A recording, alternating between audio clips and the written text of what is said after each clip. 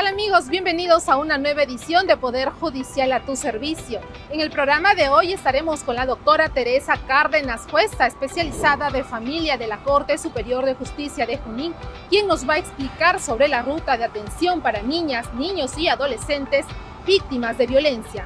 Ahora nos acompaña la doctora Teresa Cárdenas Puente, jueza especializada de familia de la Corte Superior de Justicia de Junín, quien nos va a explicar sobre la ruta de atención para acceder a una mejor y rápida respuesta en caso de presentarse situaciones de violencia en las niñas, niños y adolescentes. Bienvenida, doctora Cárdenas, ¿cómo está? Díganos, ¿por qué la violencia de niñas, niños y adolescentes requiere un trato diferenciado? Gracias, Melody.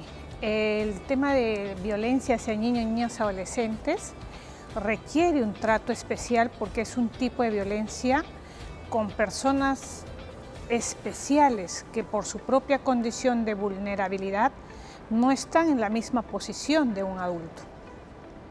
En la violencia a niños y niñas adolescentes, por ejemplo, podemos encontrar elementos diferenciados a la violencia hacia adultos, como por ejemplo es esa asimetría que existe. La asimetría es esa relación de poder jerárquicamente desequilibrada que existe entre el niño y el adulto. Podría ser esta de orden natural, sin embargo, el adulto ejerce de manera arbitraria y desequilibrada la posición superior que tiene sobre el niño, posición que le sirve para guiarlo, para protegerlo, pero en muchos de los casos esto es descontrolado, desequilibrado por el adulto. También tenemos el otro elemento que es la gratificación del ofensor. Cuando nos encontramos en una relación asimétrica con un adulto desequilibrado en esa relación asimétrica que podría ser de orden natural, pero ya se vuelve jerárquica y abusiva cuando el adulto se satisface con ese poder de sometimiento y de dominio que tiene al más débil. Obviamente ellos están en una relación asimétrica por orden etario.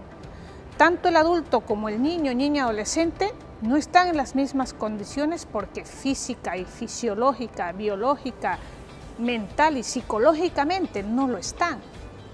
Entonces, el adulto ejerce esa satisfacción y esa satisfacción de dominio y sometimiento a otra persona va haciéndose de manera progresiva hasta que llega un punto en el que la agresión ya no será leve, moderada o severa, sino llegará justamente a agresiones de mayor magnitud. Siempre inicia con insultos, con discriminaciones, con frases humillantes, pero igual esta va a ir haciéndose más progresiva porque ese adulto tiene esa gratificación en ese sometimiento y en esa dominación. Y otro tercer elemento es el consentimiento aparentemente que pudiera existir, pero que es no válido. Si ya dijimos que nos encontramos en una relación asimétrica y jerárquicamente desequilibrada, entonces no podríamos nosotros decir que hay un consentimiento del niño, niña, adolescente frente al adulto porque hay una relación asimétrica. No están en posiciones ni en condiciones equitativamente iguales como para poder decidir, como para poder tener el contexto de todo lo que viene ocurriendo. El niño, niña, adolescente siempre estará en una desventaja propia de sus limitaciones porque se encuentra en proceso de desarrollo. Y finalmente, el cuarto elemento son los estereotipos en materia de infancia que persisten, de entender que niño, niña, adolescente es una persona débil, sumisa, ¿no? a la cual el agresor puede ejercer violencia. Por eso es que se requiere un trato diferenciado en la intervención de los casos de violencia a niños y niñas adolescentes. ¿De qué manera interviene el sistema de justicia en la violencia hacia niñas, niños y adolescentes? El sistema de justicia va a intervenir de diferentes contextos, tanto si la violencia se produjo en un contexto familiar, en un contexto comunitario, en un contexto educativo. Quizás nuestra mayor deficiencia es la atomización o fragmentación de normas que tenemos para la intervención de los casos de violencia hacia niños y niñas adolescentes. En principio tenemos la norma rectora, que es la Ley 30364. También tenemos los tipos de violencia que trabaja el Decreto Legislativo 1297 y su reglamento. Y también la Ley 30403, que tiene que ver mucho con el maltrato físico y trato humillante en los contextos tanto familiares como educativos. Y la contravención hacia los derechos de los niños y niñas adolescentes que regula el artículo 69 a 73 del Código de los Niños Adolescentes. Si se dan cuenta, estos tipos de violencia pertenecen al grupo de violencias de relaciones de responsabilidad, confianza y poder. Es decir, esa relación asimétrica entre el niño, niña, adolescente y el adulto, en la que hay una relación de responsabilidad del adulto, de confianza hacia el niño, que éste reconoce esa relación jerárquica, y también de confianza y poder, el poder que tiene el adulto sobre el niño. Entonces, ante esta fragmentación, es importante la intervención, va a tener diferentes estamentos. A través del sistema de tutela en la Ley 30364, el sistema de protección que trabaja hacia niños y niñas sin cuidados parentales o en riesgo de perderlos, que regula el Decreto Legislativo 1297, o también la Ley 30403, que justamente insiste mucho en lo que es la prohibición de todo tipo de maltrato físico y trato humillante. Por ello también es que se ha visto conveniente, ¿no?, tener una ruta de atención que complemente todos estos tipos de intervenciones que se hace para enfrentar la violencia hacia niños y niñas adolescentes. ¿Cómo opera la ruta de atención para la protección de niñas, niños y adolescentes? La ruta de atención pretende ser un instrumento que coadyuve en la intervención, no solo de los operadores jurídicos, de los órganos jurisdiccionales, sino de todos los operadores jurídicos que forman parte del sistema de justicia a favor de niños y niñas adolescentes. Hablamos de agentes en primera línea, que son comisarías, de MUNAS, centros de emergencia mujer, también los órganos jurisdiccionales a través de los juzgados de familia o los juzgados de familia con especialidad en violencia, o las fiscalías especializadas en familia o mixtas, la unidad de protección especial, etc. La ruta de atención pretende ser un instrumento que justamente operativice las diferentes normas que existen en la intervención de violencia en niños y niñas adolescentes. Lo que se ha hecho con la ruta es justamente agrupar los diferentes tipos de violencia y las normas que establecen su intervención específica en una única ruta para que el operador pueda identificar, de acuerdo al tipo de violencia, hacer una intervención correcta y mucho más especializada.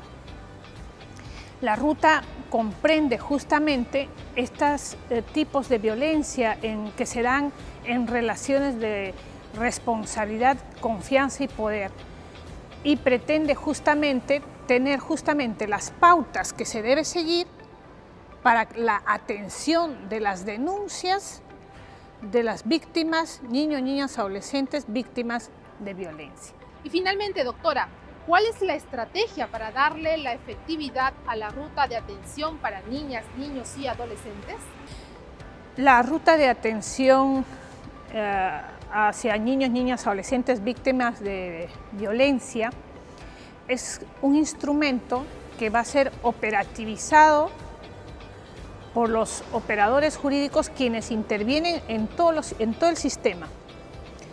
Y la estrategia que se tiene justamente ha sido ser aprobada a través de una ordenanza regional en la región Junín, y la disposición de que sea socializada por todos los operadores. Para ello se ha trabajado justamente una estrategia de articulación con todas las instituciones que forman parte del sistema.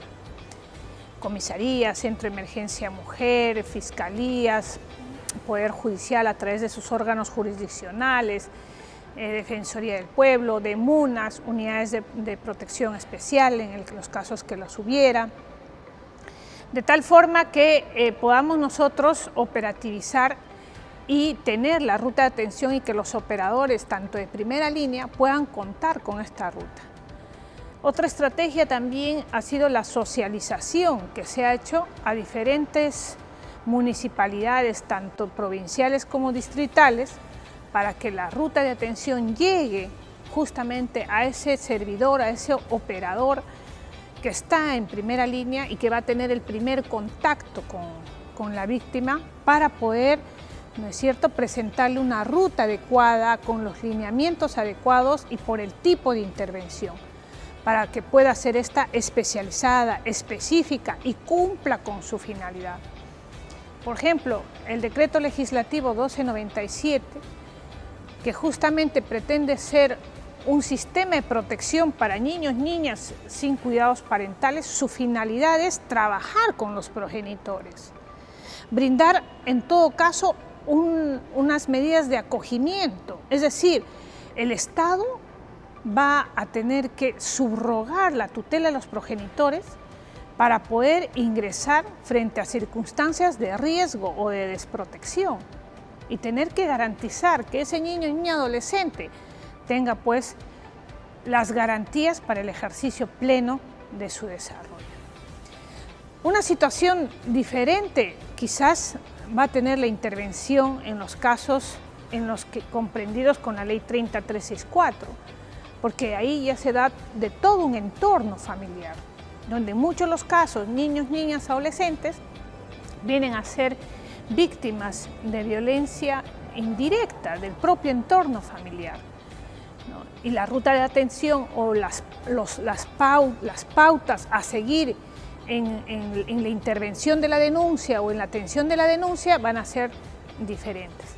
Por ello es necesario contar con un solo instrumento que nos permita identificar primero los tipos de violencia, los tipos de intervención y las normas que lo regulan. Gracias a ti, Melody, y a todo tu equipo. En realidad es sumamente importante tratar este tema de violencia hacia niños, niñas, adolescentes y sobre todo esa intervención específica con una especialidad no solo de infancia, sino de derechos humanos que tanto requieren justamente nuestra atención. Gracias.